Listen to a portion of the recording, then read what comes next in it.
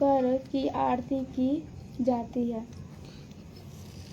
करवा चौथ व्रत कथा तीसरा होने चला ना।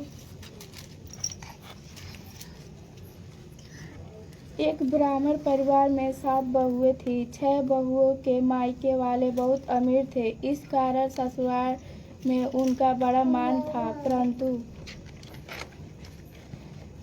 छोटी के मायके में कोई न था। वह घर का सारा काम काज करती, सबकी सेवा करती, पर कोई भी उसके साथ प्यार नहीं करता था। सभी दूध काटते रहते थे।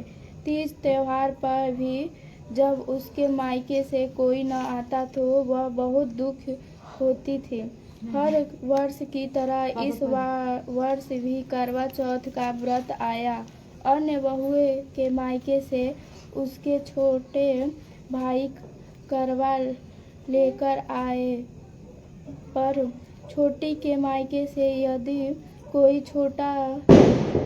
कोई होता तो करवा भी लाता। सास भी छोटी को ही खरी खोटी सुनाई रहती थी।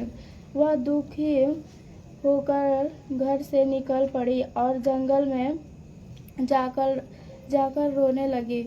एक नाग बहुत देर से उसका रोना सुनता रहता। अंत में वह अपने बिल से निकला आया और छोटी बहू से पूछने लगा, बेटी क्या बात है, तुम रो क्यों रही हो?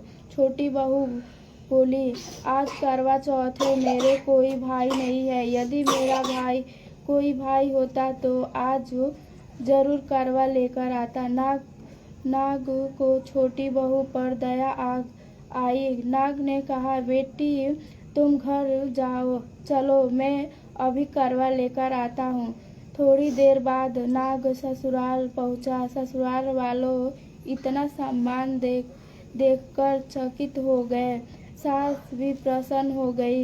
सास ने प्रसन्न मन से छोटी बहू को नाग देवता के साथ भेज दिया।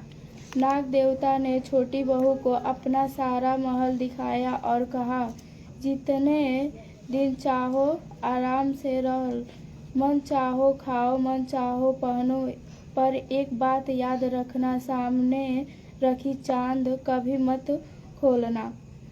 छोटी बहू सारा समय महल के आराम से काटती, पर चांद के बारे में उसकी उत्सुकता बढ़ जाती। एक दिन जब घर में कोई न था तो उसने चांद को उठाकर देखा तो हजारों छोटे छोटे सांप के बच्चे इधर उधर रेंगने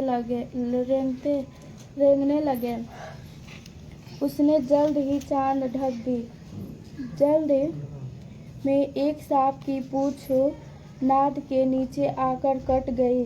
शाम को नाग में आने पर छोटी ने अपनी गलती स्वीकार कर ली।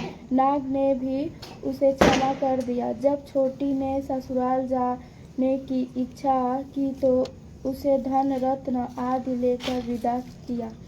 छोटी के ससुराल में अब उसकी बड़ी इज्जत होने लगी।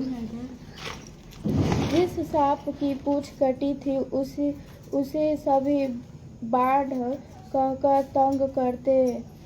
एक दिन उसने अपने माँ से पूछा कि मेरी पूंछ कैसे